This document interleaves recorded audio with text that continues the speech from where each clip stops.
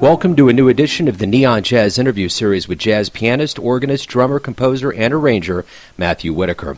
He opened up about his latest 2019 CD, Now Hear This.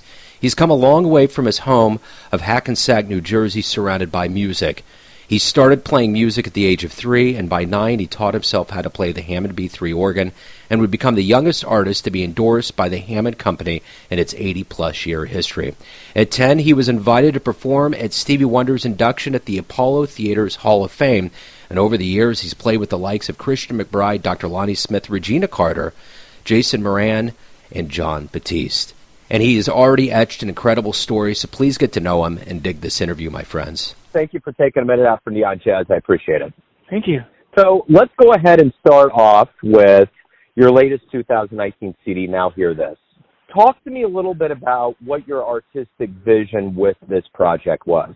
Okay, so let me start from over here. So, on the first album, Out of the Box, that was really an album that introduced me to me playing in different styles and on different instruments as well.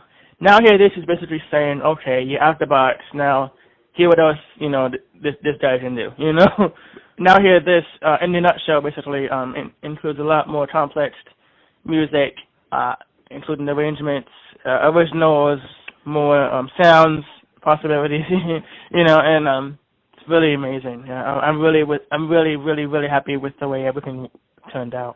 Well, and I guess that's another question, too, is for each successive release that you have, is this an evolution? I mean, with Now Hear This, obviously, it's like Now Hear This. What are you trying to do each time?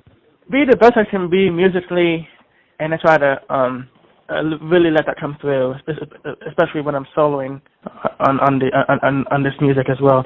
Yeah, just having fun on the album, because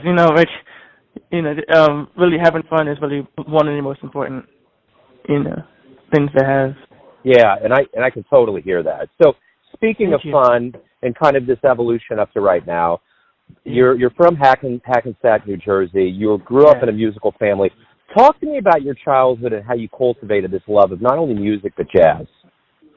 Yeah, so when I was 3, I started playing music. I taught myself nursery rhymes.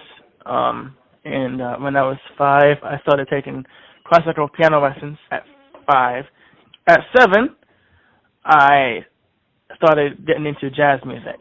So, and my dad first played jazz for me on the radio in the car, and ever since then, it's been my favorite genre to play and listen to. What jazz music specifically early on were you listening to where you're like, man, this is it? Any jazz. I don't remember exactly what it was, when I first started, but it was I love all types of jazz, from the early 1900s to now. So you started off on the keyboard, you branched out to the Hammond, and I'm always curious with musicians, what is it that gives you this desire to learn something like the Hammond? For me as a listener, it makes total sense. It's one of the most elegant instruments in jazz. But why did you want to? I agree. Yeah. I agree, because they're not just in jazz. It's elegant in, all other styles of music, all genres of music, really. And for me, physical hands-on control and sound, because the Hammond B3, you have, the Hammond organs in general, you have, for the most part, 2 manuals, and you got foot pedals, and you got all the controls on top, which are the drawbars and the switches, and on some models you even get knobs as well. But and you also have the Leslie control speaker, which is really the big amplifier that's next to the organ sometimes, and which is really what makes the sound come alive. And and it just sounds amazing, and I love it because I'm able to get sounds I never even thought of getting out of that instrument, and it's very endless, really. And I try to, and that's why I wanted to include a lot more organ on this new record, because I just love the way it sounded. Speaking of Hammond, in its 80-plus year history, you were the youngest to be endorsed by them. How did that feel? Oh, it felt really amazing to be endorsed by Hammond.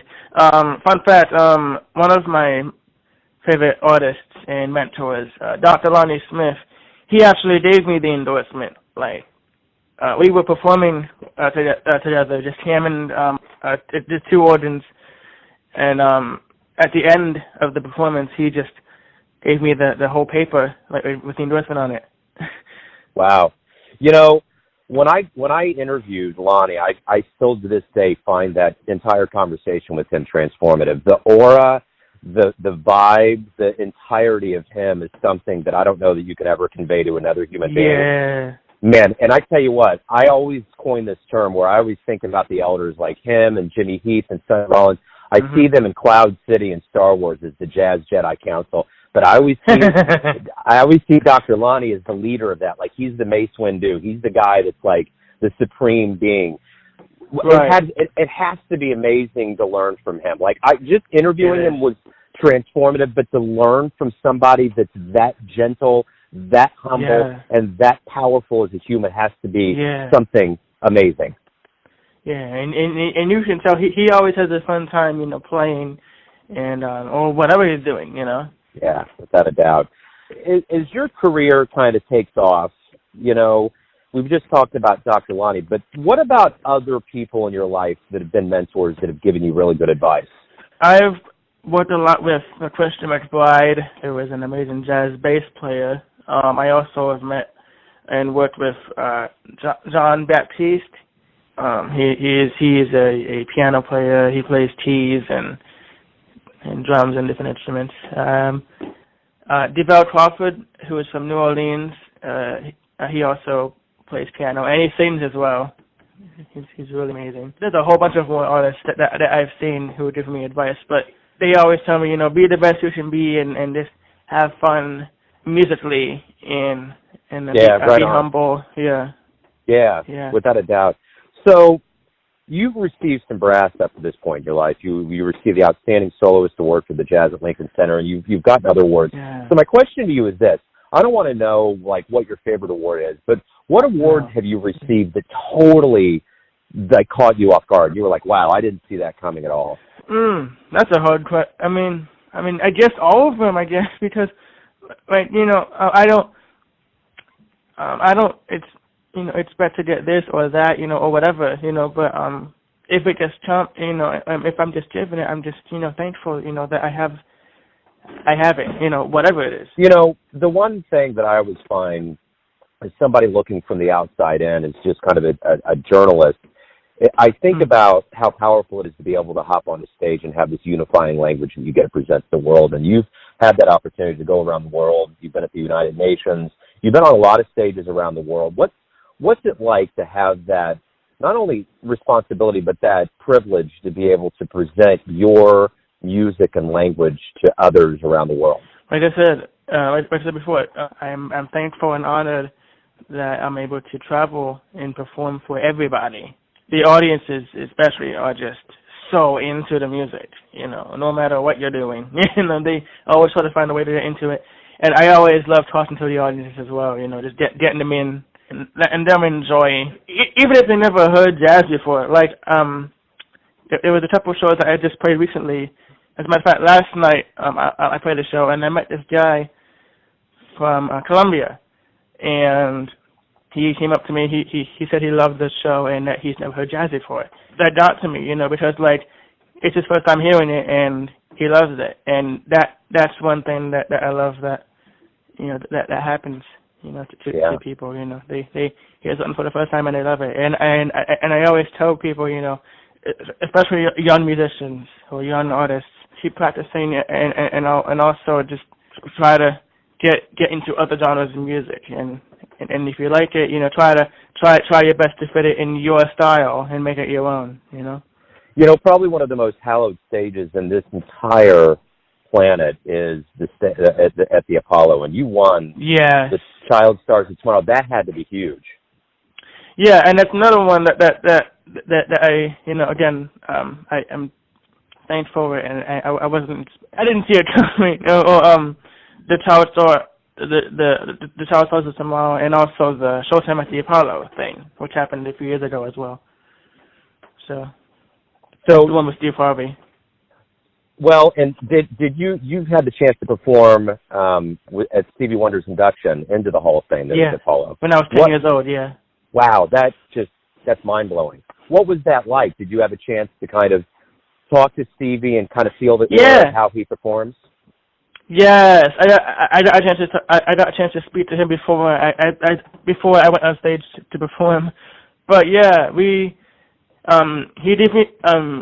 gave me one of his harmonicas as well, wow. Which is really cool.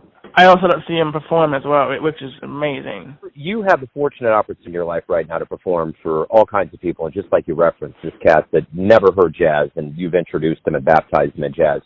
What was one of the first live jazz shows that you were at that really moved you? Like I said before, I don't remember exactly. You know, it's been so long. With jazz, you never know what's gonna happen. Literally, like, you know, it's just that good. Like, you never know what's gonna happen. So why do you love jazz? From my point of view, I'm able to express myself musically, whether it be just playing chords or soloing or, you know, and you don't have to play what's exactly on the page, you know.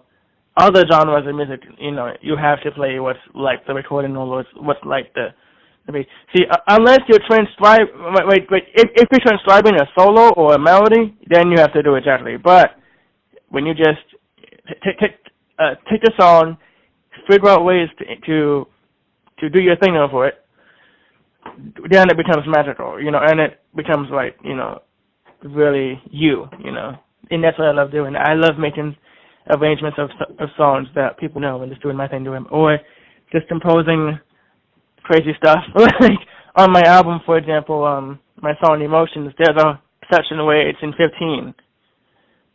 Well, I count it in 15, but you can divide it in however, you know, what time you want. Right on.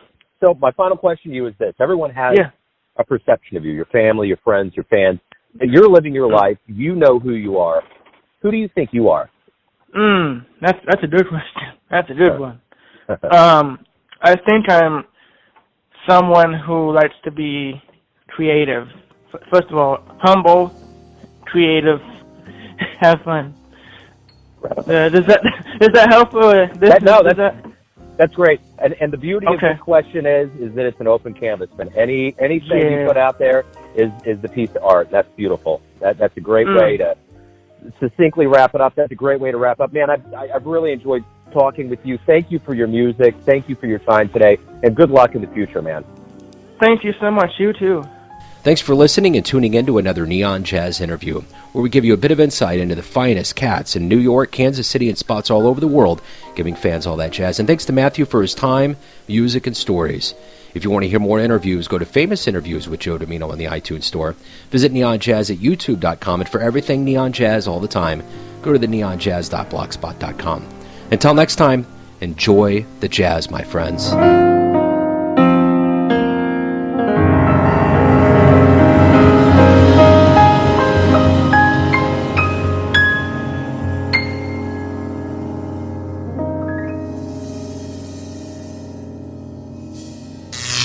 Neon Jazz.